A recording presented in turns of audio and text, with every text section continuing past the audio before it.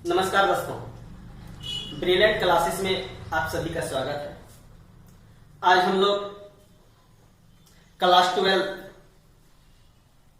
विद्युत रसायन electrochemistry chapters का दूसरा भाग लेके आ रहे हैं। तो पहला भाग में हम लोग बात किए थे, लास्ट पॉइंट था हम लोग का डेनियल सेल, उसका बनावट पूरी तरह से हम लोग सीख चुके थे और उस बनावट से रिलेटेड हम लोग बहुत सारा भाग वहां पर स्टडी किए थे, जैसे सेल अभिक्रिया कैसे प्राप्त होती है, सेल निरूपण कैसे होता है, इन तमाम चीजों के बारे में हम लोग बात किए थे। मैंने इस चैप्टर के लास्ट में फिर से इन तमाम का न्यूमेरिकल क्वेश्चन एनसीईआरटी बुक से कराऊंगा। तो आज हम लोग बिना समय गंवाए चैप्टर को आगे बढ़ाते हैं। तो आज का हम लोग का पहला पॉइंट हुआ इलेक्ट्रोड विभव। तो हम लोग को सबसे पहले समझना है कि इलेक्ट्रोड विभव क्या है। तो इलेक्ट्रोड विभव देखो, मैंने बता रहा हूं कि जब हम लोग डेनियल सेल में बात किए थे कि वहां पर दो पात्र लिए थे और दोनों पात्र में एक में एनोड रखा था बाबू साहब, एक में हम लोग कैथोड रखा हुआ था। और एनोड में तुम लोग जानते हो हमेशा नेगेटिव होती है आवेश, और कैथोड में हमेशा क्या होता है बाबू साहब, पॉजिटिव होता है। और एनोड की ओर हम लोग का किसका घोल था बाबू साहब बताओ तो, जिंक सल्फेट का घोल था, और कैथोड की ओर किसका घोल था हम लोग का, कॉपर सल्फेट का घोल था। और हम लोग बात किए थे कि जिंक क्या करता है हम लोग का 2 इलेक्ट्रॉन को दान करता है, और कॉपर क्या करता है वो सब बताओ तो, जो Cu2 प्लस जो था वो 2 इलेक्ट्रॉन को क्या करता है, प्राप्त करता है। ओके, तो हम लोग क्या करते हैं, देखो इसका सबसे पहले डिफिनेशन पर बात करते हैं इलेक्ट्रोड विभव की। देखो, जब किसी धातु के क्षण को, जब कोई भी धातु का क्षण होगा, जैसे कि देखो ये जो धातु का क्षण, ये जो इलेक्ट्रोड के रूप में जो हम लोग एनोड जो लिए थे, ये लोग किसका क्षण था वो बता तो, जिंक का क्षण था। और जो कैथोड में जो हम लोग इलेक्ट्रोड के रूप में जो लिए थे, ये हम लोग का किसका क्षण था, कॉपर का क्षण था। ओके, तो यहाँ पर क्या बोल रहा है, जब किसी धातु के क्षण को उसके अवयवों के विलयन में, ये देखो ये विलयन तो जिंक सल्फेट का विलयन हुआ, ये कॉपर सल्फेट का विलयन हुआ, इसमें क्या किया, डुबाया जाता है। तो धातु और विलयन के, धातु मतलब जो हम लोग डुबाते हैं जिसको, जैसे जिंक का क्षण को डुबाया धातु है, कॉपर सल्फेट का क्षण धातु है। धातु को विलयन के अंतरपृष्ठ के मध्य उत्पन्न विभव को, इसके अंतरपृष्ठ में जो भी हम लोग का विभव उत्पन्न होता है उसको इलेक्ट्रोड विभव कहते हैं। ओके, तो यहाँ पे देखो हम लोग का मेन पॉइंट हुआ कि धातु और विलयन के अंतरपृष्ठ के मध्य में उत्पन्न विभव को हम लोग कहते हैं क्या बाबू साहब, इलेक्ट्रोड विभव कहते हैं। No problem. अब हम लोग बात करते हैं इलेक्ट्रोड विभव के प्रकार। तो हमें समझना है कि इलेक्ट्रोड विभव का प्रकार जो है, तो इलेक्ट्रोड विभव की कितना टाइप्स होता है, 2 टाइप्स होता है। ओके, तो सबसे पहले मैंने बताता हूं, देखो बाबू साहब तुम लोग 10th क्लास में भी पढ़ा होगा, क्या पढ़ा था, ऑक्सीकरण और अवकरण के बारे में। ऑक्सीकरण और जिसको अपचयन भी कहते हैं हम लोग, अवकरण को अपचयन के नाम से भी जाना जाता है। तो मैंने तुम लोगों को शॉर्ट में तुम लोग बताता हूं कि ऑक्सीकरण क्या चीज होता है। ऑक्सीकरण देखो हम लोगों का वैसा होता है जो इलेक्ट्रॉन को क्या करता है, दान करता है, इलेक्ट्रॉन को दान करता है, उसको हम लोग ऑक्सीकरण कहते हैं। और अवकरण या अपचयन किसको कहते हैं, जो इलेक्ट्रॉन को क्या करता है बाबू से बताओ तो, जो ग्रहण करता है, जो इलेक्ट्रॉन को ग्रहण करता है उसको हम लोग कहते हैं अवकरण कहते हैं। ओके, तो हम लोग बात कर रहे हैं देखो इलेक्ट्रॉन के विभव के प्रकार के बारे में। तो फर्स्ट टाइप्स क्या है, ऑक्सीकरण विभव, ऑक्सीडेशन पोटेंशियल। ओके, तो डिफिनेशन क्या कहता है, देखो किसी इलेक्ट्रोड के विलयन में इलेक्ट्रॉन देने की प्रवृत्ति को ऑक्सीकरण विभव कहते हैं। प्रॉब्लम है क्या, नहीं होगा। तो यहाँ पर देखो ये हम लोग का क्या है, देखो जिंक सल्फेट का जो घोल है, विलयन जो है, तो यहाँ पर क्या बताओ तो, जो हम लोग का क्या है, ये इलेक्ट्रोड जो है हम लोगों का, ये इलेक्ट्रोड कौन सा, एनोड का इलेक्ट्रोड जो है, इलेक्ट्रोड के विलयन में इलेक्ट्रॉन, तो हम लोग जानते हैं जिंक क्या करता है, इलेक्ट्रॉन देता है। इलेक्ट्रॉन क्या करता है बाबू, देता है। तो इलेक्ट्रॉन देने का जो प्रवृत्ति होता है, मतलब ये ऑक्सीकरण इलेक्ट्रॉन किनको देता है बताओ तो, इनको देता है ना, Cu2 प्लस को देता है, यहाँ पे देता है। तो यहाँ पे क्या, इलेक्ट्रॉन देने का जो प्रवृत्ति होता है, यहाँ से जो हम लोग का इलेक्ट्रॉन यहाँ देने का जो प्रवृत्ति है, उस प्रवृत्ति को हम लोग कहते हैं ऑक्सीकरण विभव। No problem. और ये ऑक्सीकरण विभव जो है, इस ऑक्सीकरण विभव को हम लोग डिनोट करते हैं EOX से। ठीक, इस तो हम लोगों को मैंने इसका एक तुम लोग का समीकरण बना देता हूं। देखो जैसे कि देखो ये समीकरण मैंने तुम लोग का एक अर्ध अभिक्रिया मैंने जो लास्ट क्लास में बताया था तुम लोगों को इस कंडीशन पर, तो वहां पे जैसे कि देखो जिंक है, जो ये जिंक का जो इलेक्ट्रोड जो है, ये जिंक इलेक्ट्रोड क्या करता है, 2 इलेक्ट्रॉन दान करता है। तो यहाँ पर देखो जिंक क्या करता है, वो उसे बताओ तो 2 प्लस क्या 2 इलेक्ट्रॉन क्या किया, दान किया। तो इस प्रवृत्ति को जैसे कि देखो ये हम लोग का सॉलिड हुआ, और एक मैंने यहाँ पर ले सकता हूँ, देखो एक चलो m मैंने अपने से समझने के लिए लिया हूं, m एक हम लोग का कोई भी है समझो। m क्या करता है, देखो m n इलेक्ट्रॉन को क्या करता है, दान करता है, मतलब n इलेक्ट्रॉन को क्या करता है, दान करता है। तो देखो इस कंडीशन पर भी हम लोग इसको दिखा सकते हैं, समझने के लिए मैंने लिया हूं इसको। m कोई चलो हम लोग धातु है, m क्या करता है, जो n इलेक्ट्रॉन को क्या करता है, दान करता है। तो इनको हम लोग कहते हैं क्या, ऑक्सीकरण विभव। और ऑक्सीकरण विभव को डिनोट किया जाता है, सूचित किया जाता है, प्रदर्शित किया जाता है EOX से। क्या दिक्कत है, दिक्कत होगा कमेंट्स में जरूर बताना। उसके बाद हम लोग बात करते हैं अवकरण विभव का। तो अवकरण विभव के बारे में बात करने जा रहे हैं। अब अवकरण विभव को हम लोग कहते हैं रिडक्शन पोटेंशियल। ओके, तो यहाँ पे देखो अवकरण क्या चीज होता है, मैंने अपचयन क्या चीज होता है मैंने अभी तुम लोग को बताया कि अपचयन क्या होता है, कि वो इलेक्ट्रॉन क्या करता है वो बताओ तो ग्रहण करता है। इलेक्ट्रॉन को जो ग्रहण करता है वो हम लोग का अवकरण कहलाता है। ठीक, तो यहाँ पे देखो अवकरण विभव क्या है, किसी इलेक्ट्रोड के विलयन, देखो ये देखो मैंने एक विलयन बनाया हूं, ये किसका विलयन है बाबू साहब, कॉपर सल्फेट का CuSO4 का विलयन है। तो ये जो CuSO4 का जो विलयन है, इस विलयन में इलेक्ट्रॉन लेने का प्रवृत्ति रखता है। ये देखो जैसे कि मैंने तुम लोग को बताया था लास्ट क्लास में डेनियल सेल के बारे में बात किए थे, वहां पे देखो ये क्या जिंक 2 इलेक्ट्रॉन को क्या करता है, दान करता है, और यहाँ पर देखो Cu2+ क्या करता है, उस 2 इलेक्ट्रॉन को ग्रहण करता है। तो ये क्या करता है वो बताओ तो, उसी को अवकरण विभव, किसी इलेक्ट्रोड के विलयन में इलेक्ट्रॉन जो लेने का जो प्रवृत्ति रखता है उसको हम लोग अवकरण विभव कहते हैं, और इससे ई रेट से प्रदर्शित किया जाता है। ठीक, तो मैंने इसका भी एक अर्थ समीकरण मैंने बनाया था। देखो उस वक्त जैसे लास्ट क्लास में हम लोग बात किए थे, इस कंडीशन पर देख लेना। तो वहां पे देखो हम लोग क्या किए थे, चलो हम लोग का Cu2+ 2 इलेक्ट्रॉन को क्या करता है, ग्रहण करता है, और हम लोग का Cu बराबर सॉलिड प्राप्त होता है। ठीक, तो मैंने इसका और एक बनाता हूं देखो समीकरण। तो यहां पे देखो n इलेक्ट्रॉन को देखो n इलेक्ट्रॉन को लेता है, तो यहां पर क्या होगा, n इलेक्ट्रॉन, और हम लोग का प्राप्त होगा क्या बताओ तो m प्राप्त होगा, m हो गया हम लोग का सॉलिड। ठीक, तो इसे ही देखो मैंने जो बताया था उसी कंडीशन पर इसको भी मैंने समझने के लिए बता। इसमें तो 2 इलेक्ट्रॉन का बात है, n इलेक्ट्रॉन मैंने लिया हूं, m कोई धातु है समझो, यहाँ मैंने n इलेक्ट्रॉन ये क्या करता है, प्राप्त करता है, और n इलेक्ट्रॉन प्राप्त करके क्या प्राप्त होता है, हम लोग का m बनता है। जो लास्ट क्लास में लोग डेनियल सेल में भी हम लोग इसके बारे में बात किए थे। क्या दिक्कत है, क्या नहीं होना चाहिए, मैंने बताता हूँ। तो ये कुछ नहीं है, थोड़ा सा सिर्फ माइंड की आवश्यकता है, कोई प्रॉब्लम से नहीं है। ओके, तो हम लोग बात किए थे डेनियल सेल के बारे में।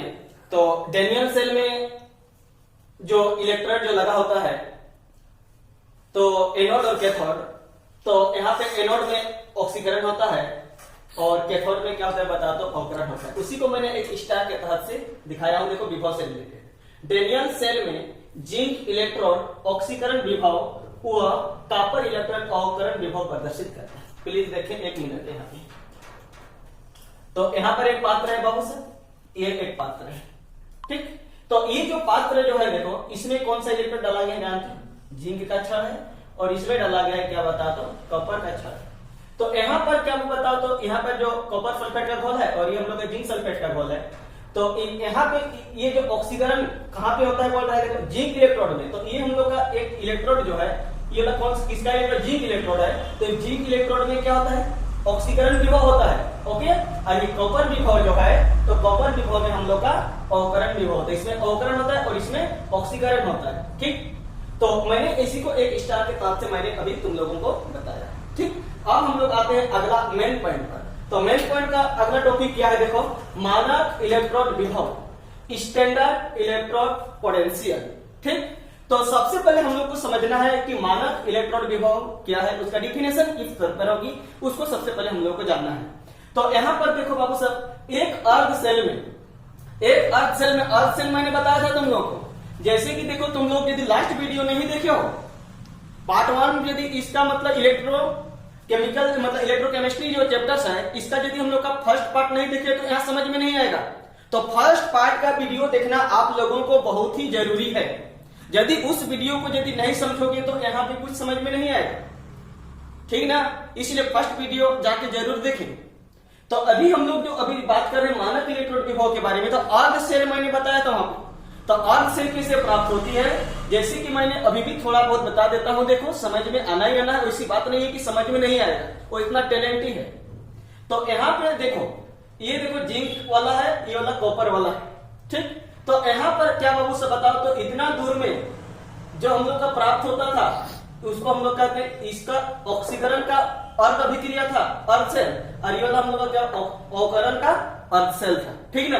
तो यहाँ पे देखो क्या एक अर्ध सेल में कितना 298 केल्विन पर 298 केल्विन पर 1 मोल प्रति लीटर सांद्रता के धातु विलयन में इलेक्ट्रोड का विभव मानक इलेक्ट्रोड विभव कहते हैं, या तो विद्युत वाहक बल भी इसको तो आप लोग कह सकते हैं, ठीक। यदि यहाँ पर क्या वो विद्युत वाहक बल कहेंगे, विद्युत वाहक बल पर भी कोई दिक्कत नहीं है। ये विद्युत वाहक बल हम लोग फिजिक्स का तीसरा पार्ट चैप्टर में भी हम लोग इसके बारे में अध्ययन करेंगे।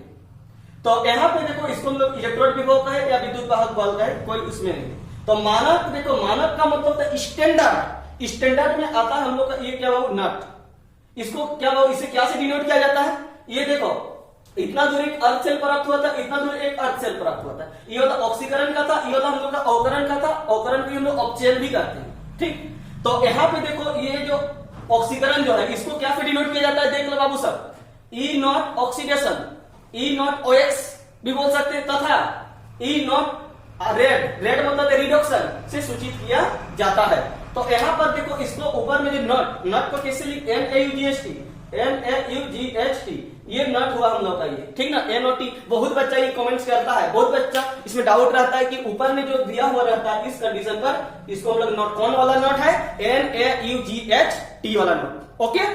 तो यहाँ पे देखो इसको इस कंडीशन पर मानक इलेक्ट्रोड विभव को हम लोग अध्ययन करते हैं इसके बारे में, ठीक। अब हम लोग अगला मेन पॉइंट पर आते हैं, अगला टॉपिक पर सेल विभव। बहुत ही जरूरी है सेल विभव जानना, ठीक ना। तो सेल विभव जानना बहुत ही जरूरी है। तो सेल पोटेंशियल के बारे में अभी हम लोग बात करते हैं। तो सेल के दोनों इलेक्ट्रोडों, तो सेल के दो इलेक्ट्रोड, तो सेल के दो इलेक्ट्रोड कौन कौन है वो बताओ, तो एनोड और कैथोड है।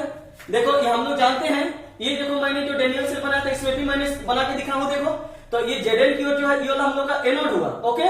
और ये कॉपर की ओर जो है ये वाला हम लोग का क्या हुआ बाबू, कैथोड हुआ। और भी मैंने बताया एनोड हमेशा क्या होता है, नेगेटिव होता है, और कैथोड हमेशा पॉजिटिव होता है। मैंने कौन पॉजिटिव कौन नेगेटिव के लिए एक लॉन्ग का ट्रिक मैंने तुम लोग को लास्ट वीडियो में बताया हूं, देख लेना, वहां पे तुम लोग को मालूम चल जाएगा कि एनोड कैथोड किस आधार से लिया जाता है, ठीक।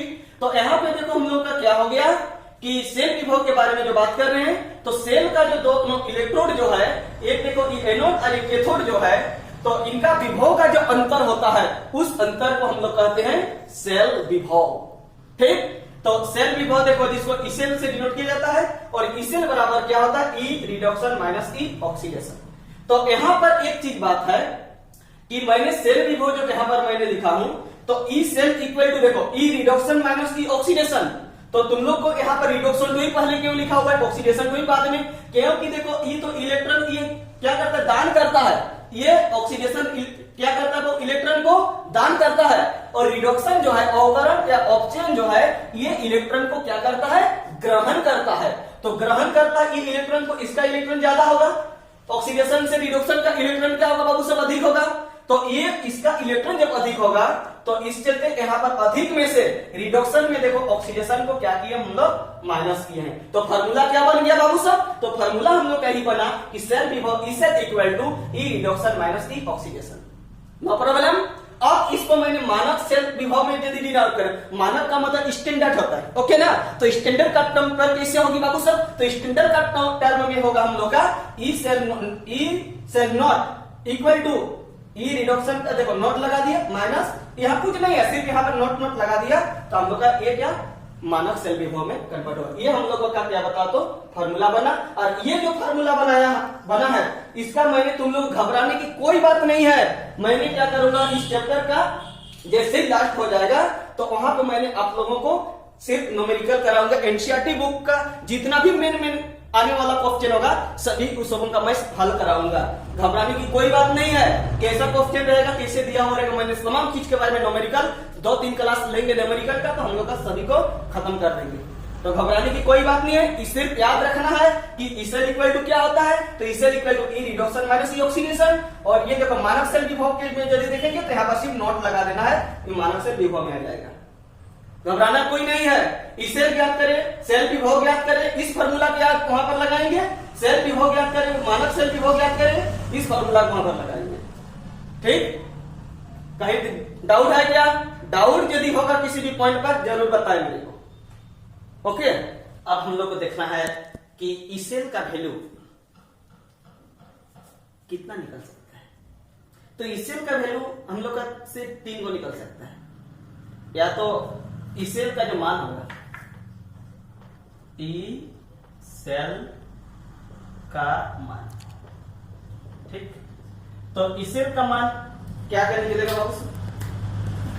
या तो 0 निकल सकता है, या तो प्लस में निकल सकता है, या तो माइनस में निकल सकता है। इसेल का वैल्यू सिर्फ कितने होगा? या 0 प्लस एंड माइनस।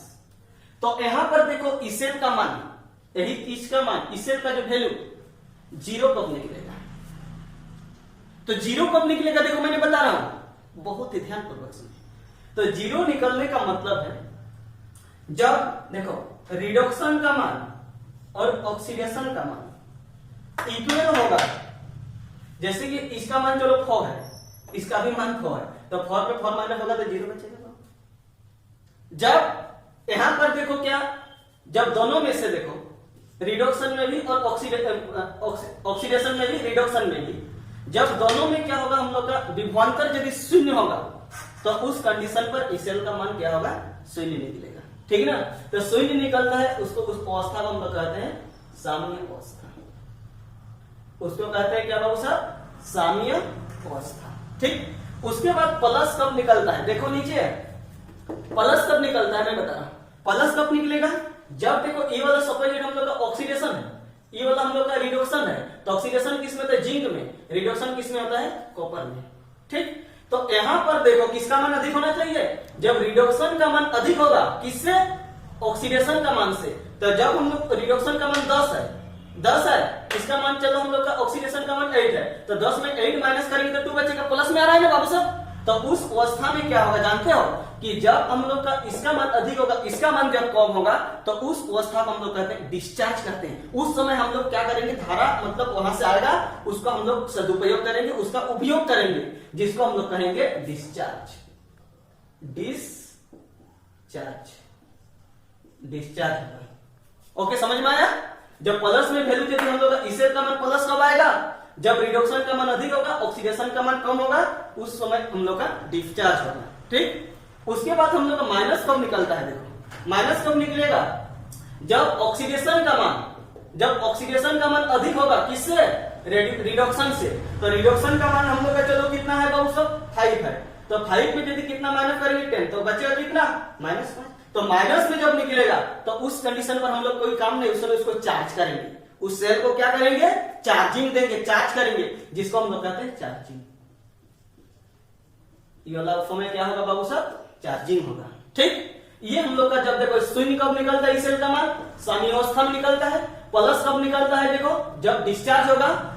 और माइनस कब निकलता है? जिस समय हम लोग का सेल चार्जिंग होता है, चार्ज जिस समय करते हैं इसको। ओके, अगला टॉपिक पर हम लोग बात कर रहे हैं। तो अगला टॉपिक को हम लोग का वैद्युत रासायनिक सेल तथा वैद्युत अपघटनीय सेल में अंतर। हम लोग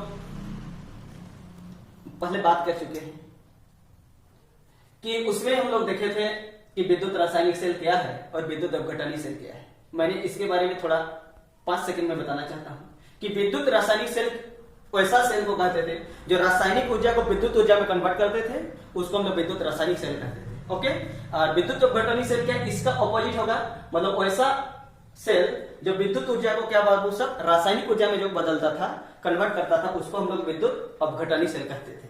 अब हम लोग इसका क्या कर रहे हैं, इसका डिफरेंस 3 मार्क्स का आता है बाबू सब।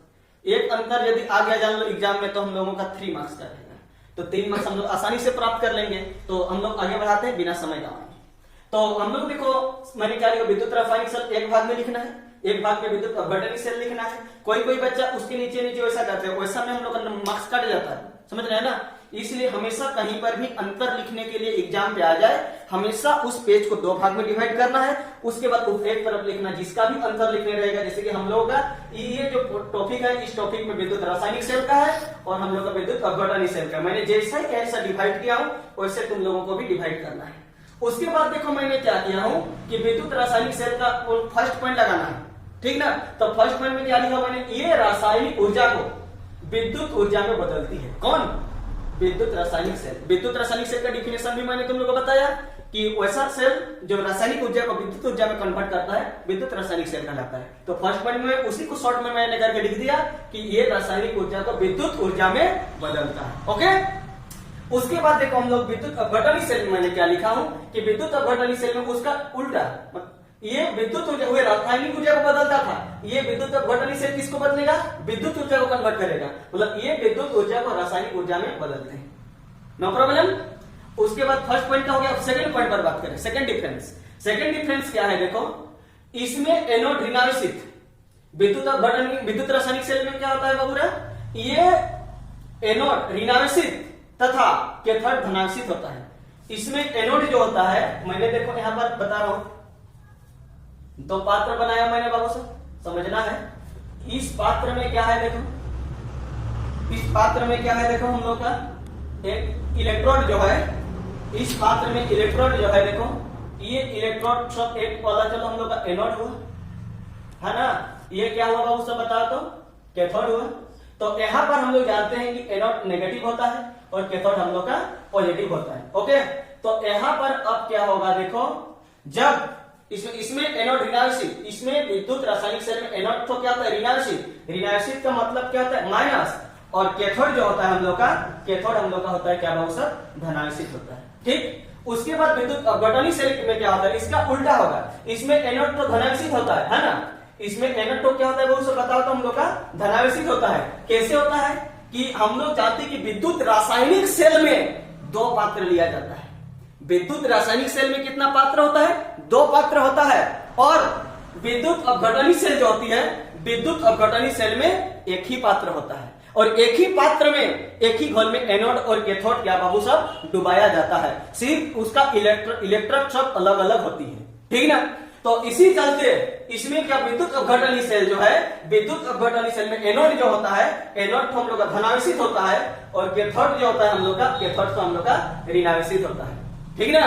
यही अंतर है। क्यों, तुम लोग को कोई पूछेगा तो बताना है कि विद्युत रासायनिक सेल में 2 पात्र होते हैं, और दोनों 2 पात्र होने के चलते उसमें क्या बाबू से बताओ तो, एनोड तो हम लोग का नेगेटिव होता है और कैथोड हम लोग का पॉजिटिव होता है। और विद्युत अपघटनी सेल में एक ही पात्र होते हैं, और एक ही पात्र होते हैं, और उसमें एनोड को धनावेशित लिया जाता है और कैथोड को हम लोग को ऋणावेशित लिया जाता है। ठीक, तीसरा पॉइंट पर हम लोग बात कर रहे हैं। तीसरा पॉइंट क्या है, इसमें लवण सेतु काम में, इसमें लवण सेतु काम में आता है। किसमें, विद्युत रासायनिक सेल में। क्यों, हम लोग देखो विद्युत धारा प्रवाहित करने के लिए मैंने बताया ऊपर में क्या बनाया हूं, 2 पात्र बनाया हूं। इसमें देखो हम लोग का विद्युत धारा एक खुला पथ है, खुला पथ में विद्युत धारा प्रवाहित होता है क्या बाबू सर, नहीं होता है। तो खुला पथ में विद्युत धारा प्रवाहित नहीं, इसको क्लोज पथ में हमको करना पड़ेगा। तो बंद पथ में करने के लिए देखो यहाँ पर कोई खुला है ना, तो यहाँ पर हम लोग क्या दिए थे बाबू से बताओ तो, जो डेनियल सेल बनाए थे वहां पर, यहाँ पर क्या दिए थे, लवण सेतु दिए थे ना। तो यहाँ पर लवण सेतु यदि हम लोग नहीं देते तो विद्युत धारा हम लोग यहाँ पर प्रवाहित नहीं होता। तो यहाँ पर इसमें लवण सेतु काम में आता है। किसमें, विद्युत रासायनिक सेल में। और विद्युत अपघटनी सेल में देखो पात्र एक इधर वाला नहीं, इसमें पात्र एक ही होता है। तो पात्र एक ही होता है और इसमें एनोड भी डाला रहता है, और क्या वो बताओ तो कैथोड भी इसी में डाला हुआ रहता है। इसलिए यहाँ पर विद्युत अपघटनी सेल जो है, कि विद्युत अपघटनी सेल में लवण सेतु काम में नहीं देते हैं, इसको काम में नहीं आता है इसमें। ओके, अगला पॉइंट पर बात कर रहे हैं फॉर्म। इसमें क्रिया स्वतः होती है। ये विद्युत रासायनिक सेल जो है, विद्युत रासायनिक सेल में क्रिया जो होता है अपने आप होता है, वहां हम लोगों को करने की कोई आवश्यकता नहीं है, अपने आप स्वतः होती है। और इसमें क्या होती है, क्रिया स्वतः नहीं होती है। इसमें अपने आप क्रिया क्या बाबू सब बताओ तो हम लोग विद्युत अपघटन सेल में नहीं होता है। ओके, अब 5 पॉइंट पर हम लोग बात कर रहे हैं। इसमें तो अलग अलग पात्र लेते हैं। ये जो हम लोग का 5 पॉइंट जो है, ये जो मैंने तुम लोग को बताया, देखो कि विद्युत रासायनिक सेल में दो को देखो इसमें पात्र लिया जाता है और इसमें देखो एनोड किधर पलट मतलब कैथोड, मैंने तुम लोग को पहले ही बता चुका हूं। देखो एनोड की ओर माइनस, कैथोड की ओर पलट। तो विद्युत रासायनिक सेल में याद रखना कि विद्युत रासायनिक सेल में 2 पात्र लिया जाता है और एक पात्र में एनोड होता है और एक पात्र में कैथोड होता है। और विद्युत रासायनिक सेल में एनोड ऋणात्मक होता है और कैथोड धनात्मक होता है। ओके, और इधर देखते हैं विद्युत अपघटनी सेल में कि विद्युत अपघटनी सेल में एक ही पात्र होता है, इसमें एक ही पात्र काम में लिया जाता है, क्योंकि एक ही पात्र में एनोड और कैथोड दोनों को रखा जाता है। कहीं दिक्कत है? नहीं। यदि दिक्कत होगा कहीं भी समय समझने में तो मुझे कमेंट्स करें और